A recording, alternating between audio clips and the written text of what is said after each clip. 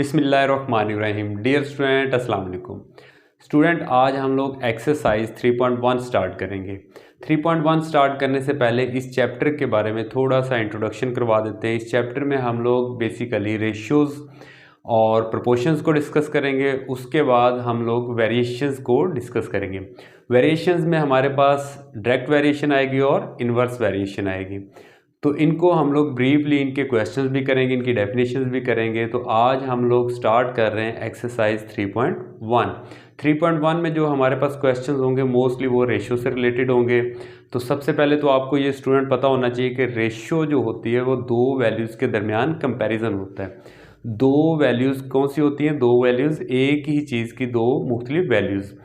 आप लोग इस तरह भी कह सकते हैं comparison of two values of same object.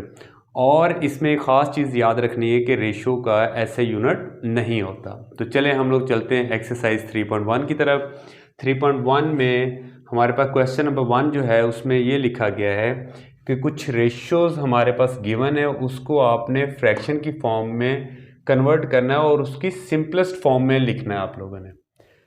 तो सबसे पहला इसका पार्ट देखें, हमारे पास रुपीज़ लिखे हुए हैं 750 रेशियो 1250।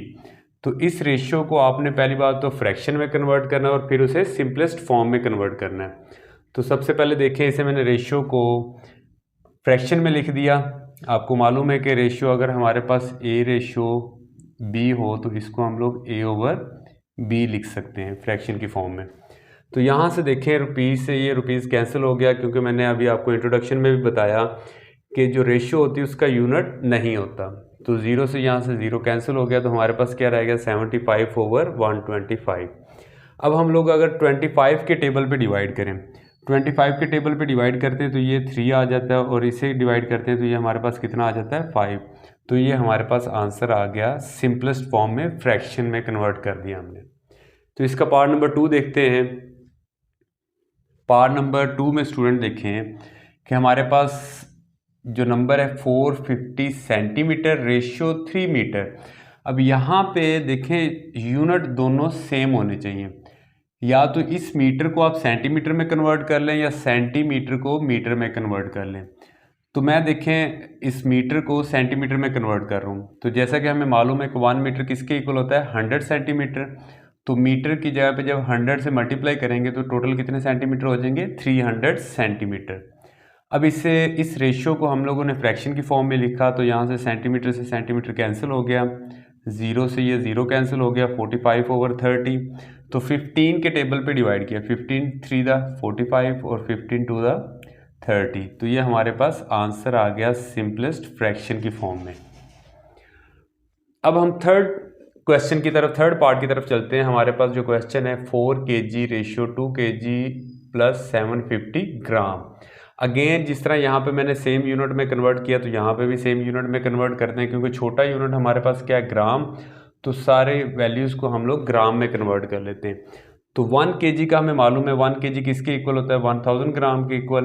तो 4 kg कितना हो जाएगा 4000 ग्राम। kg की जगह पे 1000 लिखेंगे तो 4 को 1000 से मल्टीप्लाई किया तो 4000 ग्राम आ गया।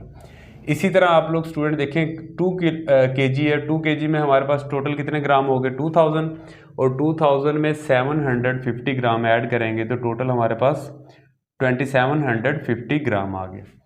तो इसके बाद हम लोगों ने इसे क्या किया फ्रैक्शन में कन्वर्ट किया, ग्राम से ग्राम कैंसिल, ज़ीरो से यहाँ से ज़ीरो कैंसिल हो गया, 400 और 275 रह गया। अभी भी ये सिंपलेस्ट किया जा सकता है सिंपल इसे। तो हम लोग 25 पे मैं इसे डिवाइड कर रहा हूँ, 25 पे डिवाइड करेंगे तो ये 16 आ जाएगा, इसे 25 पे डिवाइड करेंगे तो क्या आ जाएगा 11। तो ये हमारे पास आंसर आ गया सिंपलेस्ट फॉर्म में फ्रैक्शन। तो बाकी दो पार्ट्स आप लोगों ने खुद करना है। अब हम लोग चलते हैं क्वेश्चन नंबर 2 की तरफ। क्वेश्चन नंबर 2 में student, in a class of 60 students 25 students are girls and remaining students are boys. Compute the ratio of boys to total students and boys to girls. तो ये हमारे पास एक क्वेश्चन है कि class में टोटल स्टूडेंट्स कितने 60, उनमें से 25 हमारे पास स्टूडेंट्स क्या हैं गर्ल्स हैं, और बाकी हमारे पास बॉयज़ कितने होंगे 60 में से 25 को माइनस कर दिया तो टोटल बॉयज़ कितने आ गए 35। तो ये मैंने एक डिटेल लिख दी स्टूडेंट्स के बारे में। तो अब हम लोग फर्स्ट पार्ट इसका करते हैं, बॉयज़ टू टोटल स्टूडेंट्स। तो बॉयज़ क्योंकि पहले लिखा हुआ है तो बॉयज़ नंबर ऑफ बॉयज़ कितने हैं 35 टू रेशो टोटल स्टूडेंट्स हमारे पास कितने हैं 60। तो सबसे पहले इसे हम लोग सिंपल करते हैं। सिंपल करने के लिए हम लोग फ्रैक्शन में कन्वर्ट कर लेते हैं 35/60। तो 5 के टेबल पे डिवाइड करते हैं, 5 7 दा और 5 12 दा, 7/12। इस तरह भी आप आंसर लिख सकते हैं। तो हम लोग ये फ्रैक्शन की फॉर्म में आ जाएगा और रेशो की फॉर्म में लिखेंगे तो ये हमारे पास 7/12 ये हमारे पास आंसर आ गया। इसका सेकंड पार्ट देखें। सेकंड पार्ट में उसने कहा था कि आपने रेशो फाइंड करनी है बॉयज़ टू गर्ल्स। तो बॉयज़ पहले आ रहा है तो बॉयज़ के नंबर कितने हैं जी 35 टोटल नंबर ऑफ बॉयज़, और नंबर ऑफ गर्ल्स कितनी है 25। तो 35/25 इसको फ्रैक्शन की फॉर्म में कन्वर्ट किया।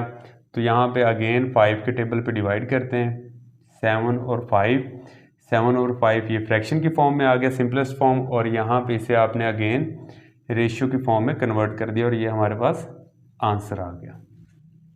तो स्टूडेंट क्वेश्चन नंबर 3 अब हम करते हैं। क्वेश्चन नंबर 3 में जो क्वेश्चन गिवन है वो हमारे पास देखें, हमारे पास एक इक्वेशन है और उसमें से हमने x और y को रेशियो की फॉर्म में फाइंड करना है। तो सिंपल क्वेश्चन है, देखें सोल्यूशन इसका। पहले तो मैंने इसी तरह ये इक्वेशन लिखी, ब्रैकेट में मल्टीप्लाई किया, 3 को 4x से मल्टीप्लाई किया 12x, 3 को -5 से किया तो -15y आ गया, ये 2x -7y इसी तरह आ गया। अब मैंने नेक्स्ट स्टेप में क्या किया कि x वाली वैल्यूज एक साइड पे, ये +2x था इक्वल की इस साइड पे आ गया, तो माइनस ये -15y था इक्वल की इस साइड पे आएगा तो +15y। 12x में से -2x करेंगे तो स्टूडेंट हमारे पास क्या आ गया 10x is equal to 15y में से -7y करेंगे तो 8y आंसर आ गया। अब यहाँ पे स्टूडेंट देखें इस y को, ये मल्टीप्लाई हो रहा था, ये y इस साइड पे इक्वल की दूसरी साइड पे आएगा तो डिवाइड हो जाएगा, और ये मल्टीप्लाई 10 इस तरफ हो रहा था इक्वल की साइड पे जाएगा तो डिवाइड हो जाएगा। अब यहाँ पे इसे सिंप्लीफाई करें 2 4 दा और 2 5 दा 10, ये हमारे पास आ गया। क्योंकि हमने अपना आंसर जो है वो x रेशो y की फॉर्म में लिखना है तो x ओवर y को फ्रैक्शन को मैंने रेशो फॉर्म में लिख दिया और इसका आंसर भी हमारे पास रेशो फॉर्म में आ गया 4/5। तो ये स्टूडेंट इसका आंसर आ गया। अब चलते हैं हम लोग क्वेश्चन नंबर 4 की तरफ। क्वेश्चन नंबर 4 और 5 दोनों क्वेश्चन एक जैसे हैं। तो स्टूडेंट याद रखिएगा 5 क्वेश्चन बिल्कुल इसी तरह का है तो वो आप लोगों ने खुद करना है। अब हम लोग ज़रा इसको सॉल्व करते हैं। क्या पूछा गया, find the value of p if the ratios, एक हमारे पास ये रेशियो है और एक ये रेशियो है, और दोनों रेशियो को क्या कहा गया है इक्वल, दोनों रेशियो आपस में क्या है इक्वल है। तो अब हम लोग इसे सॉल्व करते हैं। तो यहाँ पे लिखा गया अकॉर्डिंग टू गिवन कंडीशन, जो कंडीशन उन्होंने दी है कि दोनों इक्वेशन जो हमारे पास रेशियोज हैं दोनों आपस में इक्वल हैं। तो इसलिए सबसे पहले देखें ये फर्स्ट रेशियो और ये सेकंड रेशियो, इन दोनों को मैंने क्या लिख दिया इक्वल। अब इसके बाद इसको सॉल्व किस तरह करना है स्टूडेंट, ये एक फॉर्मूला होता है कि दो रेशियोज अगर आपस में इक्वल हों तो उसको आप लोगों ने मल्टीप्लाई या सॉल्व किस तरह करना है। तो यहाँ पे ये दोनों एक्सट्रीम वैल्यूज़ हैं और ये दोनों क्या है हमारे पास मीन वैल्यूज़ हैं। तो फॉर्मूला याद रखिएगा, प्रोडक्ट ऑफ मीन वैल्यूज़ हमेशा इक्वल टू होता है प्रोडक्ट ऑफ एक्सट्रीम वैल्यूज़। तो सबसे पहले मैंने मीन वैल्यूज़ को मल्टीप्लाई किया, 3 को 3p + 4 इन दोनों को मल्टीप्लाई कर दिया। इसी तरह ये एक्सट्रीम वैल्यूज़, एक्सट्रीम वैल्यूज़ को मल्टीप्लाई कर दिया। तो 3 को 3p से मल्टीप्लाई करेंगे 9p, 3 को 4 से किया 12, इसी तरह 4 को 2p से किया तो 8p, 4 को 5 से किया तो 20।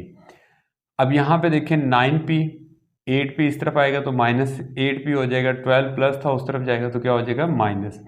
9p में से -8p करेंगे तो हमारे पास क्या आंसर आ गया p, और 20 में से -12 करेंगे तो 8, तो ये हमारे पास p का आंसर आ गया। तो क्वेश्चन नंबर 5 स्टूडेंट बिल्कुल इसी तरह है। तो आज हम लोगों ने स्टूडेंट आप लोगों ने देखा कि एक्सरसाइज 3.1 स्टार्ट की थी और उसके फर्स्ट 4 क्वेश्चन सॉल्व किए। उम्मीद करता हूं कि ये क्वेश्चन आपको समझ आए होंगे, आप इसकी प्रैक्टिस लाजमी कीजिएगा। सर रिजवान को इजाज़त दें, अपना बहुत सारा ख्याल रखें, अल्लाह हाफिज़।